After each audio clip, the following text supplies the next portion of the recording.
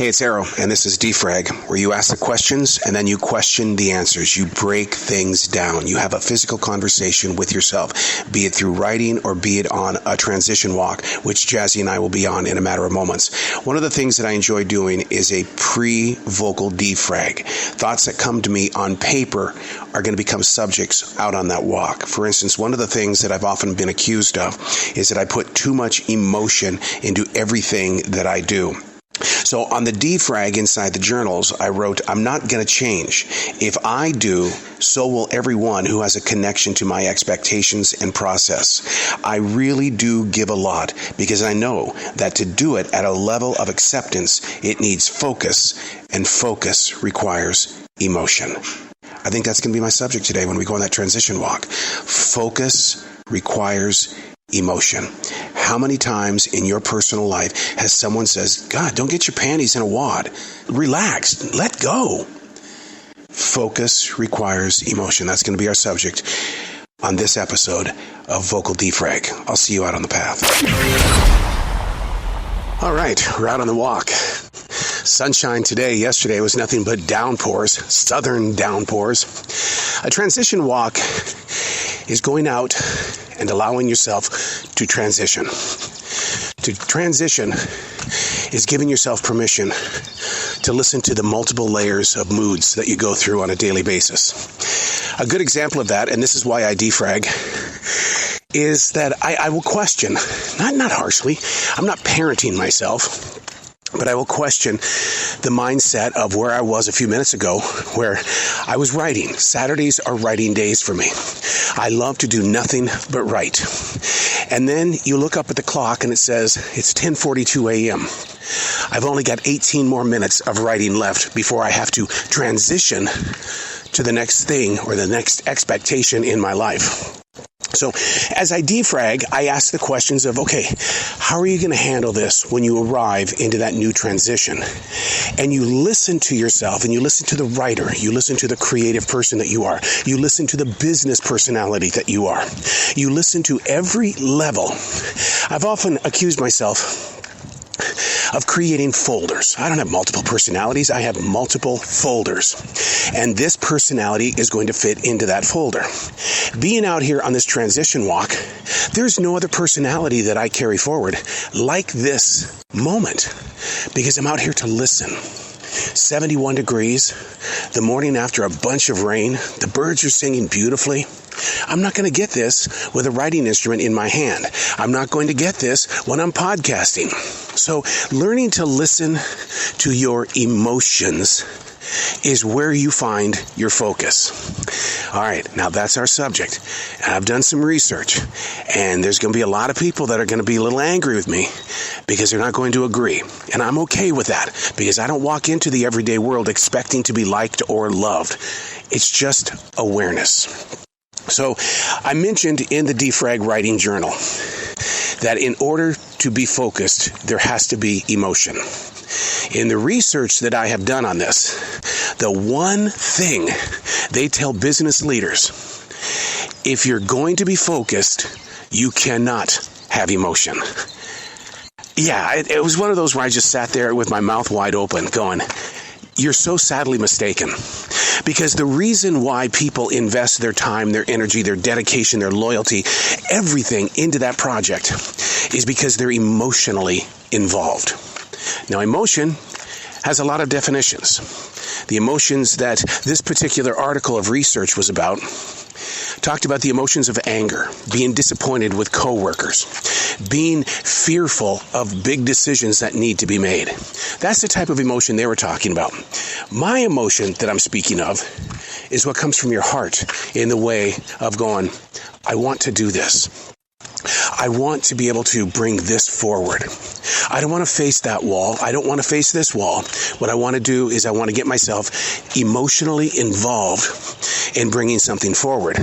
And it's going to require focus. When I'm not focused, I see it in those that are around me. It's not that I'm screwing around. It's not that I'm sitting here saying, today we're going to be lazy. My focus is to make sure that determination and loyalty are put in play at a level of acceptance for all. It's something that I learned as a martial artist. Even though I am a third Dan, which is a third degree black belt, when I went into that room, or that dojang, and I was with white belts, I didn't act like a third degree black belt. I was at their level of play, the white belt. I understood their journey because I had experienced that journey. It may have been years before, but I still knew what it was like. I feel the business world is the same way. When I'm in my leadership role, I have to understand the several different layers of skills. So I get emotionally involved with bringing that day to a successful journey. I had a business manager last night sit down with me and he says, "Why do you get moody?" And I looked at him and I said, "Look around you. There's every bit the reason to get moody. And if you see me showcase a mood or a mindset, maybe you should be asking the question, as a business leader, as a department head, what haven't you put into place that is creating such situations?" See, it's a teamwork thing. It's not an I thing. If I'm moody, then how am I being affected? Why am I being affected? It goes all the way back to what I was just saying. When I'm not focused, those that are around me are not focused. That's what being a leader is all about. So this emotional thing. How do you handle situations where you don't get so emotionally involved? In my terrestrial radio days, I was always pulled into HR meetings, program directors, radio station consultants, always pulled into these meetings. And they were always bothered by how much emotion I poured into everything. I was always asking questions. I was always trying to piece things together, break things down. See, doing a vocal defrag is nothing compared to how I ran my 43 years in the broadcast industry. Because I learned as a younger kid, break it down, figure it out. Why am I not doing this? I know I've got the skills to do it, but why didn't it happen? So you put your emotion in everything that you do, and that tends to not be so easy for other people to handle. When I speak of focus and emotion in the same sentence, to me, it's like making an investment in your future. If I don't care about the project, it's just another stinking job. I got enough jobs. I don't need a job. What I like to do is use my emotions to put myself through those moments where you don't want to be at that job, where you don't want to be in front of people. If you really want to get emotional, what you have to do is be aware of what type of emotion that you're sharing with other people. Having the passion to do something can be a fire starter in other people's lives. They don't see their passion being as strong as your passion, and people are uneasy because it's like, God, I can't live up to this person. I've been there a million times. I've been with some very big people, and it's like, God, why did they get to make it? What happened here that they got the star and all I got was a mustard seed? What happened here? Sure, we all go through those emotions of jealousy, of trying to figure out why something happened. Well, when you ask the questions and you question the answers, you start breaking it down and you start identifying with everything that you're aware of. Now, is that too emotional? It could be for some, but I'm okay with that, because to find focus, if you don't have an emotional investment, it ain't going to happen. Anybody can be focused. Anybody at any time. But how long is that focus going to last? My father all the time, very strict man. He was a sergeant in World War II. And he would always tell me, find your focus. Find your focus. And I remember the day that he told me, he says, you know why you don't focus? Because you don't care. You don't care. That's why you can't find your focus. What you're doing is something that everybody else wants from you, and you're not finding any success in that at all. Tough words, huh? I thought so as a kid. I grew up hating the man because I couldn't find my focus. But then one day I found the things that I do enjoy, the things that I found joy in. And you should have seen how focused I became. The drawing, because I wanted to be an architect. I wanted to do malls and homes and gigantic buildings. Yeah, I'm going to be an architect. Until I went and met the architect, and the architect said, you got it all wrong. And even though I was there to have an internship because I did drafting 1 through 3, I was doing everything wrong in his eyes. So suddenly, his emotion affected my emotion, and I didn't go the route of being an engineer and or an architect. I can get emotional about a lot of things, but in order to stand up for what you believe in, you've got to have focus. I believe still that focus and emotion are tied together as one. Now the question is how can we get you to be more focused? Do you love your job? Do you love the people that you hang out with? Are they just there? Are you just walking through an everyday world? This is not a guilt trip. I'm just asking a very simple question about your personal life as we venture toward focus. It's taken many, many years for me to understand how to find focus. I use meditation as a tool to find my focus. I use music as a tool to find my focus. But it's got to be the right music. I'll give you a good example. This morning, because I was talking about the group Sticks at the Essential Job last night, I thought, yeah, we'll fill up this morning with some music from the group Sticks. Man, I was not in the mood for that, and my focus was out of whack. Being a daily writer allows me to find focus. Am I always focused in on what I'm trying to do? Oh, hell no. Hell no. It takes a lot to get words on a page. I understand why people really don't want to invest the time to do it. So then why do I write every day? Why has this been going on for 29 years? Well, in the art of locating focus, I developed a relationship with the page and the writing instrument. I began to see and hear emotions that were trapped inside of me because I was constantly depressed, walking about with my head hung low, my shoulders sinking inward. So I had to figure out what was going to be the key to some future success. And that is, I had to find focus. As long as I was doing radio, I was a very focused person.